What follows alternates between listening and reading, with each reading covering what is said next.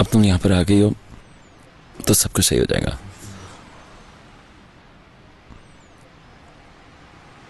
मैं एक आदमी रख लूंगा जो कि बेकरी का ख्याल कर लेगा। कादर मैनेजमेंट और कैश देख लेगा, इसलिए इस बारे में आप परेशान नहीं होना। मैं सिर्फ तुम्हारे लिए परेशान हूँ और किसी चीज के बारे में नहीं सोच रही। मनाहिल, मेरे लिए मत परेशान हो, मुझे सिर्फ तुम्हारे ठीक होने का इंतजार है।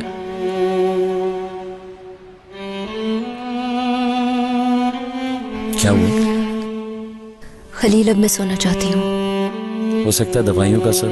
बहुत कमजोरी फील कर रही हूँ, बस दिल चाह रहा है कि सोती रहूं। चलो फिर सो जाओ।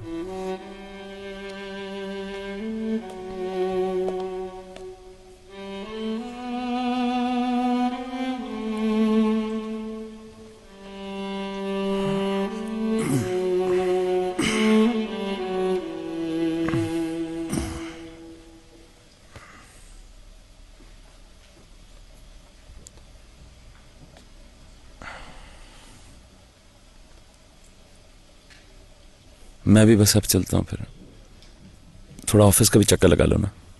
ठीक है। तुम्हारे पेरेंट्स नीचे हैं, उनसे कहो कि वो घर चले जाए, मैं ठीक हूँ। कम से कम किसी एक को तो रुकना पड़ेगा ना, जब तक मैं नहीं हूँ। मैं कंफर्टेबल नहीं होगा ना अगर कोई नहीं होगा। ठीक है।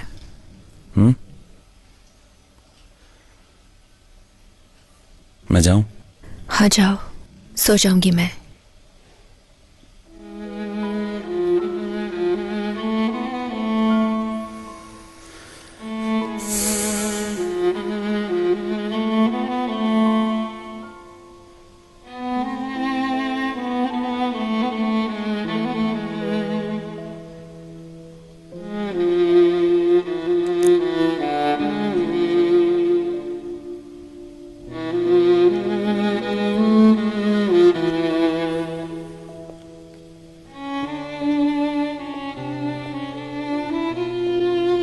Khalil, I love you. I love you too.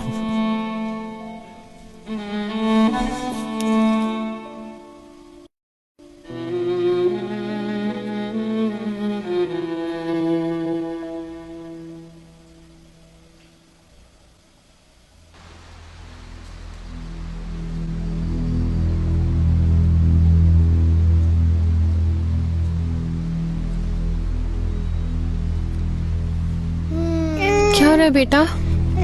मेरा बच्चा मुस्तफा, इसका बुखार नहीं उतर रहा है, इसको डॉक्टर के पास लेके जाना पड़ेगा। इसका बुखार बढ़ता ही जा रहा है, इसे किसी हॉस्पिटल ले चलते हैं। वो तो ठीक है, मगर कैसे? इसको तो ले जाना ही पड़ेगा। रात होने तक नहीं जा सकते हम। तुम मत लेके जाओ, पर मैं अपनी बच्ची को खुद ही हॉस्पिटल ले जाऊंगी, वरना वो मर जाएगी। तुम्हें कोई परवाह नहीं है मेरी बच्ची की। शाम तो होने दो अमीना। मुस्तफा जरा सोचो तो, अगर शाम तक मेरी बेटी को कुछ हो गया फिर? इसका हाल तो देखो जरा, वो अपने होश में नहीं है, और शाम तक मैं अपनी बच्ची को इस हाल में नहीं देख सकती। इस मासूम बच्ची को मरने दूं क्या, सिर्फ इसलिए क्योंकि हमारी तस्वीर अखबार में छपी है?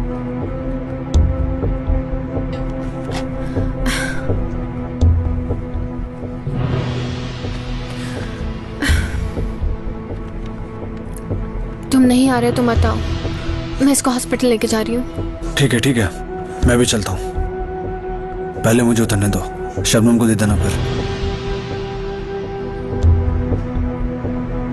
देख के सो रही है, लाओ। सही से ढांप लो, वरना और सर्दी लग जाएगी। ठीक है।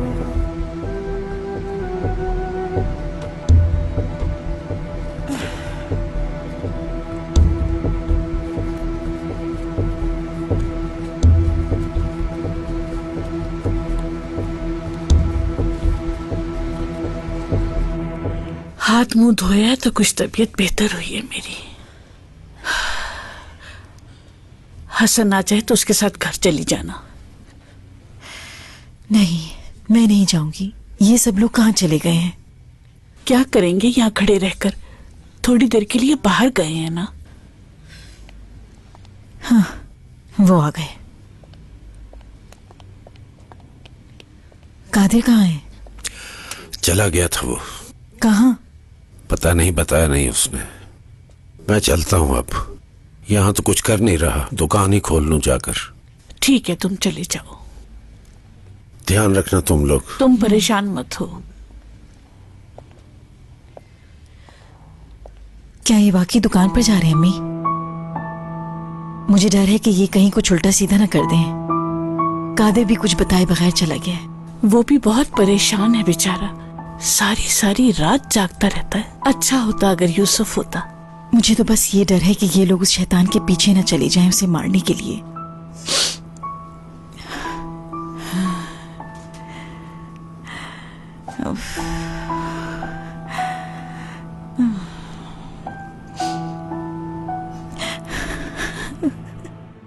मुस्तफा तुम्हारा आदमी था, लाजमी पता होगा तुम्हें कि वो कहाँ है। बताना होगा तुम्हें कि वो इस वक्त कहाँ है। किसने तुम्हारे दिमाग में ये बेकार बातें डाली हैं? मेरा कोई ताल्लुक नहीं उस आदमी से। ये अलग बात है मेहमत कि तुम कोर्ट से बच गए हो, मगर मैं अच्छी तरह जानता हूँ समी, इस्मत सब तुम्हारे लिए काम करते हैं, और वो मुस्तफा भी। जरा होश में रह के बात करो। इस्मत जेल में है अभी तक और उसने अपना बयान भी बदल दिया है। हर इल्जाम से कोर्ट भरी कर चुका है मुझे।